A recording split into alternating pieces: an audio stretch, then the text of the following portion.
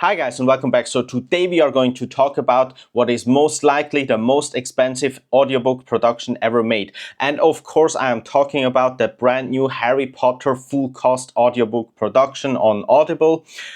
It's just come out this week and it's absolutely insane, this thing. So there's credits at the end and they roll on for like 15 minutes because there's so many different actors narrating all these characters in the book. And these are not just any type of actors. So we have A-list actors like Hugh Laurie as Dumbledore. We also have Arabella Staunton of the upcoming TV series, who is portraying Hermione Granger, both in the new TV series and now in this audiobook production. So there's a lot of big names in here, and it just must have cost an absolute fortune to produce this audiobook. So what I wanted to find out, is it any good? Right, so that's what we are going to look into in this video, and yeah, let's get right into it. So first I want to mention, I do think I'm probably the target audience for these kind of audiobooks because number one, I do love Harry Potter, always have, I've grown up with it. Number two, I've always loved audiobooks as well, probably just as much as reading books, so I'm definitely the target audience in that sense. However, there are two things that always kept me worried about this audiobook production as soon as I heard that they are going to make these. Number one is, I'm usually not a big fan of full cost production. I feel they are very overstimulating, also with like all these background noises with different characters, and they leave very little to the imagination of the listener. So I've never really been a fan of that. I've always preferred like one good narrator, one good voice for the whole book, right? And that's where we have to talk about the second thing that's a little bit of a disclaimer here. So I grew up with Stephen Fry narrating the audiobooks of Harry Potter, and I have always absolutely loved Stephen Fry's voice. I think he did an absolute amazing, wonderful job on the Harry Potter books. I love the character voices that he does. He doesn't, go over the top with it, but they still feel very distinctive. So I've grown up with these books. I've listened to them regularly. I re-listen to them. I still listen to them to this day. So I was worried about going into these new audiobooks, the new voices, the full cost production, how I would feel about that. But nevertheless, book came out this week, the audiobook. I bought it and I got straight into it. So these are my thoughts on the Harry Potter full cost production. So first of all, I mean, let's have a quick look at the cover art here. I do absolutely love it. Maybe I should better put a picture up here as well. So I do love these cover arts, and they have already released the cover arts for all the other Audible versions that are coming out over the next few months. So the next one is due to be released in December, I believe, the Chamber of Secrets, and I absolutely do love these cover arts. They are amazing, they're fantastic, nothing to say against them. So where I do have a little problem though is when it comes to the narration of the books. This is where I think the issues start, because so how this works is they have a narrator, a main narrator for like everything that is background story and descriptive. So they have Cush Jumbo, a British actress who is narrating all of that, and then they have each character individually that is doing the voices, right, the characters. So one of my main issues is actually not the characters itself. My main issue is with this main narrator, with sorry, I need to look it up, with Cush Jumbo. So I just didn't feel it with her. So with her, like, my main problem is that it feels very boring. Her voice feels very flat. When I was listening to her in the beginning, I almost felt that I was listening to an AI voice. I'm very sorry about that, but that's how it feels. There's just nothing unique about that voice. It feels like your general old female UK voice that you can select on any AI tool nowadays. So I think they kind of misstepped here in picking a voice. So they have chosen to go with a female narrator. And I do wonder if the thought process behind that was, well, we have the audiobooks of Stephen Fry, we have the audiobooks of Jim Dale, the American narration. And both of them are just, so celebrated within their own fandom that people absolutely love these two versions. So I wonder if they said, well, we're not going to live up to the narration of either Jim Dale or Stephen McFry. So in order to not have that direct comparison, let's flip it completely. Let's go with a female narrator, which I fully understand. It does make sense, that choice, to me. But the problem there being is a little bit that I think they just picked the wrong person to do the job. I don't think her voice has much special about her. It doesn't sound unique at all. Other than that, I do like the idea of having a female narrator for the Harry Potter books, because it kind of feels like J.K. Rowling is reading the books to you. So I would like that idea, but I just think they went completely wrong with the choice here. Then another observation I think that I made as a whole is that while I'm not sure if everybody in here, but while I think most of these cast members are of British origin, I think they have been told to hold back their British accents. I think that the strongest accent is probably Arabella Staunton ones, but all the others you don't really hear it out as much as you, for example, did in the Harry Potter movies. So I think they've been told to hold back, maybe so that it's easier accessible for global and American listeners. But I think that's a real pity here. I think a lot has gone lost in here because of that. And then probably the last general observation before I get into the individual characters is that somehow, I've heard a lot of these texts and sentences many, many times. And for certain sentences, I know how they should be pronounced. And I feel like the intonation on some of these sentences aren't correct, and it feels like super weird. So here's an example. For example, when they talk about the chocolate frog cards on the Hogwarts Express.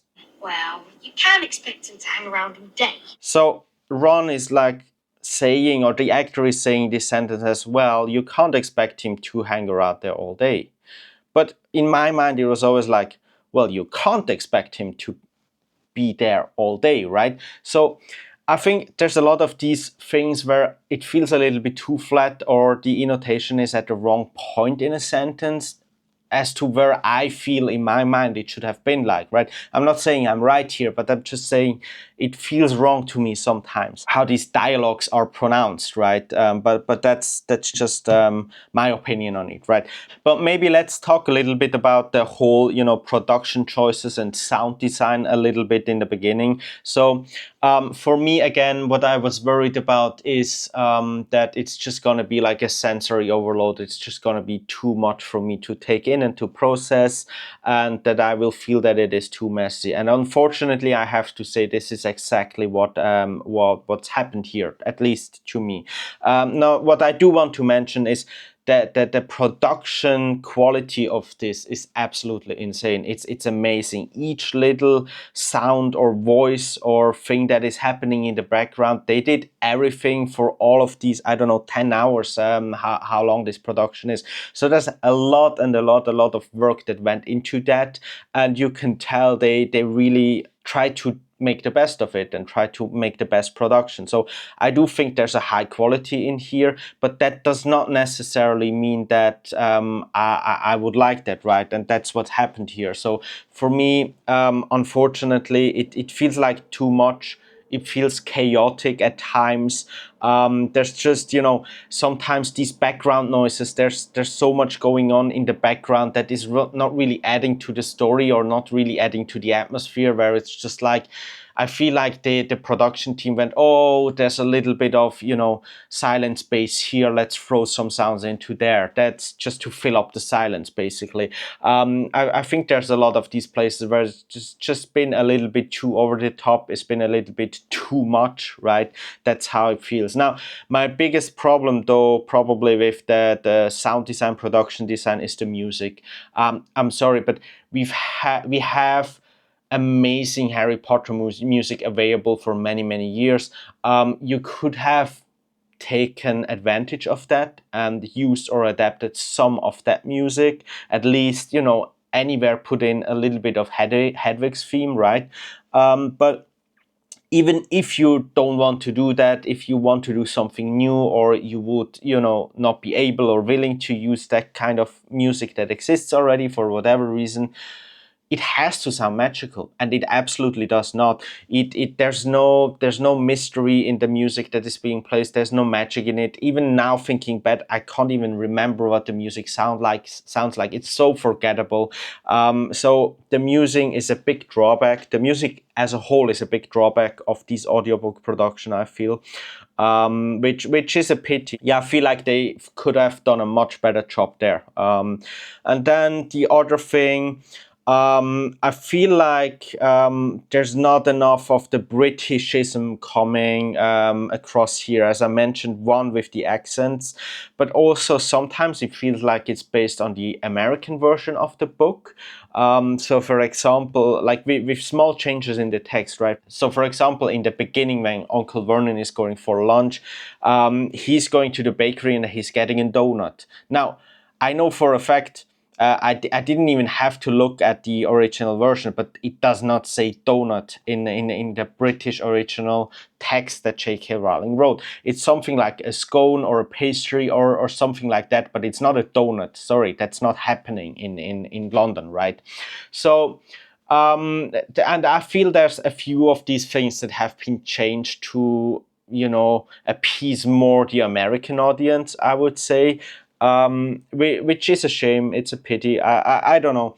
Those are my thoughts on the production, on the sound design. I do think a lot went into it, and a lot must come back. I mean, there's so much money. I really do wonder what this production cost. There's so much money that has had to go into that. I do wonder how they are able to get that back.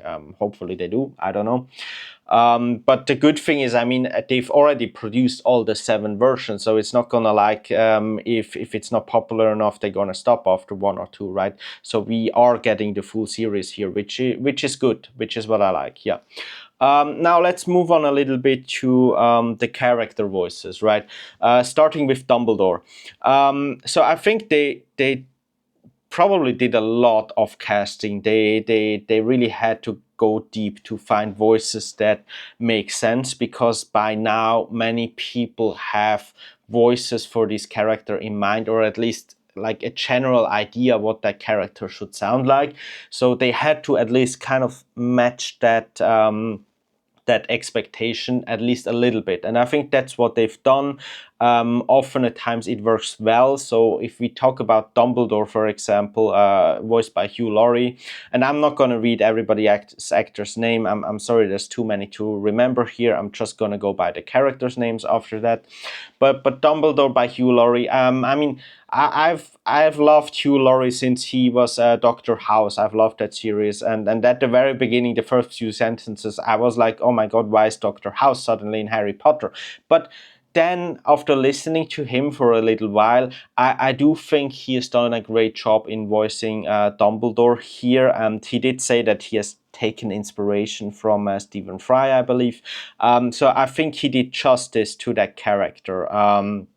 So I'm perfectly happy with that.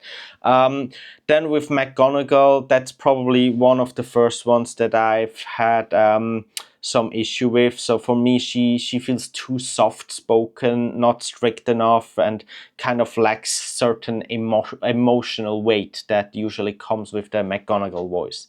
Then we have one which is probably one of the best castings. So Hagrid. All I wrote in my notes here is perfect. So I do like that voice a lot. That actor they have chosen to go with here for Hagrid. The other thing, Hermione. Okay, so Hermione, the voice is good. It's excellent. Also there, the British accent finally comes across a little bit. There is just that kind of question with Arabella Staunton as portraying this character in the TV series, upcoming TV series, as well as in these audiobooks. Like, are you really telling me that out of everybody they casted, she was the absolute best choice for both of them, for portraying her as in the TV series as well as in the audiobooks. You can't tell me that she's been the absolute top for both of them. For one of them, I believe you, right? But it's not going to be for both of them. So how did this happen that we have her in both of these medias? Because I just think it feels weird. It feels absolutely weird. Like either they should have had everybody the same casting or nobody. And maybe I'm a little bit too critic here, but I really think it was a very poor choice to have one of the TV series actors also portraying the characters in this audiobook here, because it also takes away from what we will get to experience with the TV series, because we basically heard everything already of Arabella Staunton's voice acting, right? So we know how things are going to sound like, and I think it's gonna take the magic out of her performance a little bit in the TV series. So I'm not happy about that choice. I'm very sorry. Yes, she did a good job, but I still think it was the wrong choice to go with. Now, next, Ron, of course. So for me, Ron was at times hard to understand. I wrote down here. He's very unclear in his pronunciation. He sounds too similar to Harry. So I don't mind his voice. Also Harry, when we talk about it, I do like Harry's voice. I like it, but the problem is Harry and Ron, and at times even Hermione, when the three of them have a discussion, they sound so similar that it's very difficult to hear out who is actually speaking at a certain time. So I think they should have gone a little bit more with like distinctive voices here, because for me it was just really super hard to hear out who is talking. Then we have, and I'll only talk about a few more here. So then we have Neville, who I believe is probably one of the best character voices so far. I mean, we'll see what we get in the future books, but Neville was perfect. I don't know, he really captured like the Neville Longbottom that is in my mind. So I love his casting. Also, Professor Quirrell, surprisingly strong performance, I wrote here.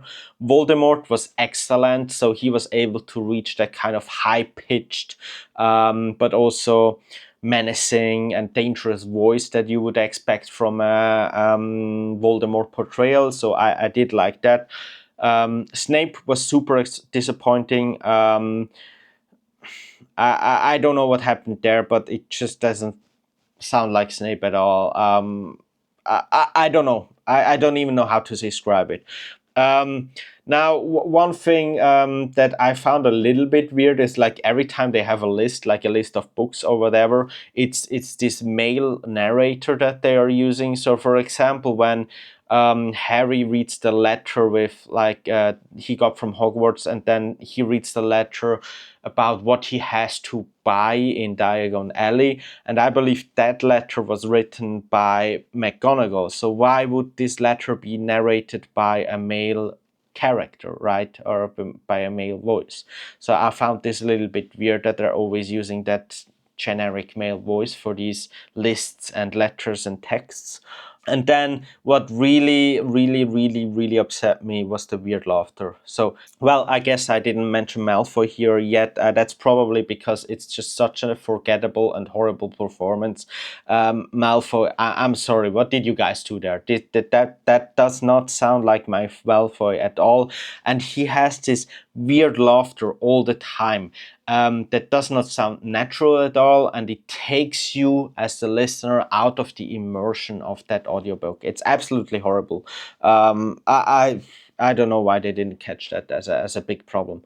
Yeah, but that's to the characters. But you know, let me know in the comments below what are your thoughts on the characters. Anybody else that you would like to mention? Other than that, before we go into my final thoughts, I have a few like standout chapters or moments that I quickly would like to mention here. So one thing is the Halloween chapter. The Halloween chapter genuinely felt suspenseful, very well produced. Also, even with like the background noises around what's happening with the troll in the dungeons, I think that's been very well produced. It's one of the few chapters where I didn't feel like I was being attacked backed by a mess of voices at the same time. So that one felt very well put together. I loved that one. Also, one of the other probably coolest moments in the audiobook was the Hogwarts School song. So when they did the Hogwarts School song, of course, in the books, number one, it's an absolute silly song with the lyrics, but number two is that Dumbledore encourages everybody to sing in their own melody that they choose and in their own style of music that they choose. So you have like pop songs, you have like people singing like a classic song, you have people singing like very kind of sad song, and all of this mixed together sounded absolutely amazing. So I loved that production. That was really cool. End credits, absolutely wild. 15 minutes. That just shows you how much work went into this. It's absolutely insane what they did here. And I do wonder, like, is there anything comparable that has ever been done for audiobooks? Please let me know in the comments below. I would love to know if anything on this scale has ever been done before. I guess that's the right point to get into my final thoughts here. So let's talk about that quickly. So number one, I do appreciate what they have done here. I do think it's fair to have like a new audiobook production after many years after the Jim Dale and the Stephen Fry version came out. I think there's also this new Harry Potter hype going on right now with the new TV series. So and also full cast production. Maybe it's more aimed at a younger audience than a mid-30s guy. I understand that, and it can bring in new fans to Harry Potter and new listeners. So I'm always for that, absolutely. But I just don't feel like this has been for me. It's a huge production, but overall, to me, the execution of it just felt inconsistent at times, as I mentioned. Some of the performances absolutely shine, but other narrators just and the sound design with the music just hold the project back, in my opinion. Most and foremost, that main narrator that they have chosen to go with, which is a big part of what these books are, right? Because it's probably, I don't know, 10% dialogue and then 90% narration, right? The lack of a strong British feel hurts the atmosphere, in my opinion. There should be more British accents in there and stronger accents. And then, you know, just being the most expensive audiobook ever doesn't automatically make it the best audiobook ever. And I know they have gone to great lengths to promote this audiobook as well. So it's not just the audiobook itself, it's the promotion campaign that they've run on social media many months before already, right? With, you know, short clips and everything, with the actors, with announcement of the actors, just like they're doing for the TV series. So there has been this promotional campaign for many months, and then they even on the third, when the audiobook came out, they held this live event to experience and jump into the audiobook together, right? Which was invitational as well. So they really did a lot here, but in my opinion, after the first book, I think overall I didn't have to stop it. It was an enjoyable experience. But if I would want to re-listen to Harry Potter and the Philosopher's Stone again, I'll go back to my Stephen Fry version again. Yeah, but let me know in the comments below what you think about the full cost Audible production on Harry Potter. Are you gonna get these books because they're also expensive, right? Or are you sticking with your Jim Dale or your Stephen Fry? Yeah, and but let's talk about it again next month when the Chamber of Secrets is going to be released. Other than that, thanks so much, guys, for listening, and I'll see you in the next one. Bye, guys.